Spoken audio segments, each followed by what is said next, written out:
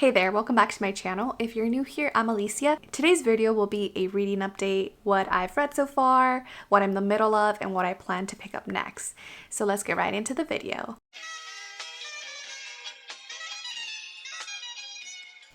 So Ben and I actually just came back from a trip. We ended up going to Vegas for like 5 or 6 days or something like that. We didn't gamble. We didn't really go to any shows. Well, we went to one show, which was the Backstreet Boys show. I didn't even know they were still performing or that they were still making music, but they are, and it was great. They're a lot older now, so when they first came on stage, I couldn't recognize them, but you know, they're still dancing, they're still singing, and it was a great show. But the majority of the time... My earring just fell, but while I put this on, the majority of the time that we spent in Vegas was just walking around the strip and really just relaxing. Ben and I are the kind of people that can't quite seem to just be able to relax if we are not moved out of our environment, especially me since I work from home. So we ended up going to Vegas. We did a lot of pool lounging, soaking up the sun, and a lot of reading by the pool. And the one book that I actually did finish while in Vegas was Fevered Star by Rebecca Roanhorse. Now this is the second installment in her Between Earth and Sky epic fantasy series, and y'all, I really enjoyed this one. My plan was actually to read Black Sun first and then dive right in, but I just couldn't wait, so I just jumped right in. And at first I had a little bit of trouble remembering some of the characters and exactly what they did and some of like the politics of the world, but I think she did a wonderful job catching you up even if you didn't reread Black Sun. Now I know some of you haven't read it since it just came out, so without giving any spoilers, this really just gives an expansion of the world. In Black Sun, we focus primarily on Serapio and his mission, and we also get to learn about Tova and the Skymid plans and the politics within Tova, but we don't really get to hear about the rest of the cultures and politics and cities of the Meridian. They're just sort of mentioned offhand. In Fevered Star, we get an expansion of those cities, primarily of Cuecola and then Hokaya. We get to learn a little bit more about those two cities' histories, their politics, their magic and history, and I just love that. And that is what I primarily loved about this book, just the expansion of the world and the cultures. But another thing that I really liked is that there's a lot of political machinations going on here. There's a lot of plotting, there's some betrayal, there's a lot of shifting of alliances, and just to be able to see which way people are leaning and what is causing that was so intriguing to me. And with that, I love the way that Roanhorse really approaches conflict in this, because there are several sides, trust me, several sides in this book, and I can really see each perspective. I can really see the motivations behind the actions that these characters are taking. So I love that. I eat it up. Now in terms of action, so if you're someone who is very plot driven and likes a lot of action, this might not necessarily work for you just because there isn't that much action in the book. It is sprinkled here and there, and there are some fight scenes, but they're not very long and are resolved fairly quickly. So I think Fevered Star might be one of those books where a lot of people think that it suffers from the second book syndrome and that it's really setting up for the third and final book, but I just freaking loved it. I ate it up. The next book that I ended up finishing is Vida Nostra, and this is by Marina and Sergei Dyachenko, and it's translated by Julia Matov-Hersey. And wow, okay, this earring just doesn't want to stay on. You know what? It's one of those little stud ones, and I have really thick earlobes, especially my left ear is really thick, so sometimes they don't stay on, and that's unfortunate. So this is the first installment of a series called The Metamorphosis Cycle, and it's actually a Ukrainian book translated from Russian to English, and it was really, really good. I gave it a 4 out of 5 stars. I will actually go ahead and be very brief on this one because Joanna and I just had our live show this Sunday. So I'll go ahead and link it down in the cards in case you do want to watch it. We start off with non-spoiler thoughts in case you're interested in even seeing if this is a book that you want to pick up, and then we go really into depth, and it was such a great discussion. Highly recommend watching it if you've read this book, or if you plan on reading it, come back and see it later. So Vida Nostra defies classification. It's fantasy, but it's also sci-fi.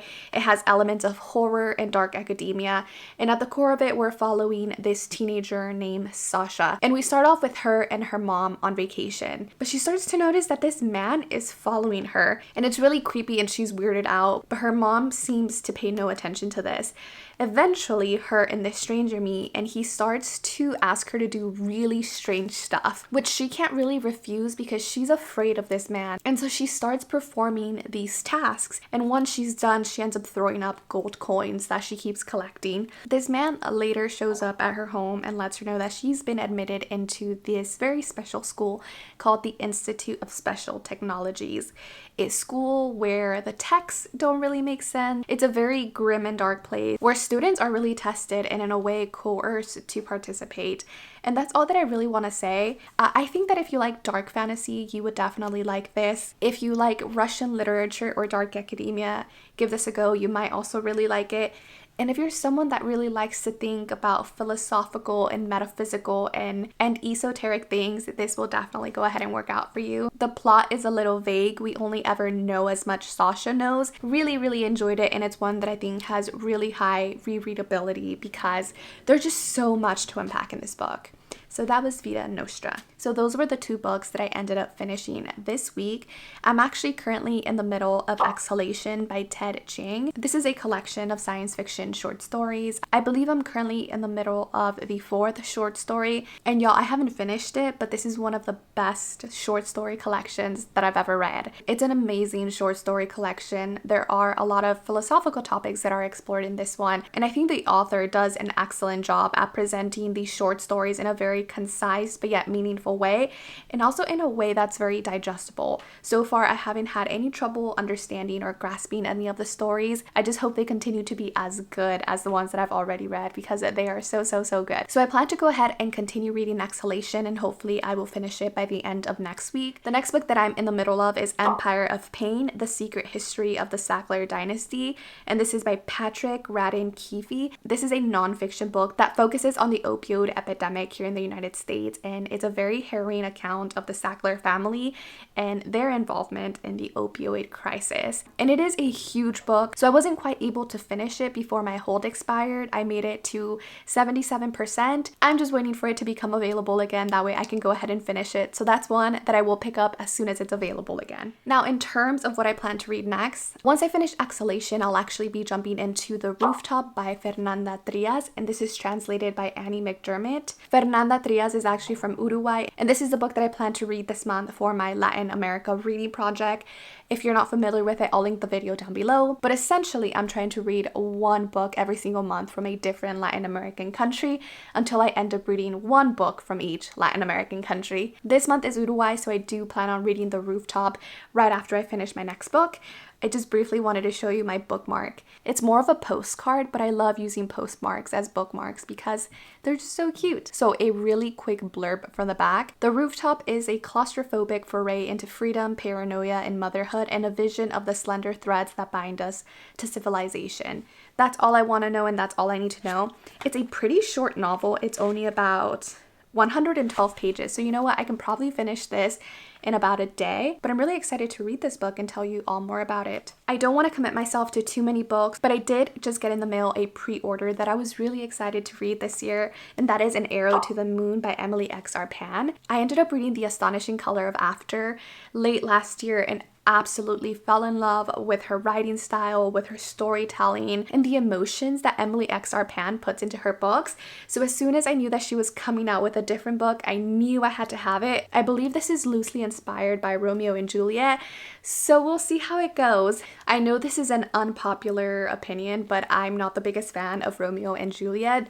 I'm actually not the biggest fan of Shakespeare, but frankly, it's because I don't understand Shakespearean English. No one ever took the time to sit down with me and help me understand it. So ever since then, every Shakespeare text has gone over my head. I remember reading Romeo and Juliet and Hamlet in school, and I didn't understand them at all. Now Ben really likes Othello and Macbeth, so I might give those two a chance in the future. Not anytime soon, but in the future. So that is a little reading update from me. Let me know down below what you've been reading and what you're excited for. I appreciate every single one of you. Thank you for watching, and I will see you on the next one. Bye!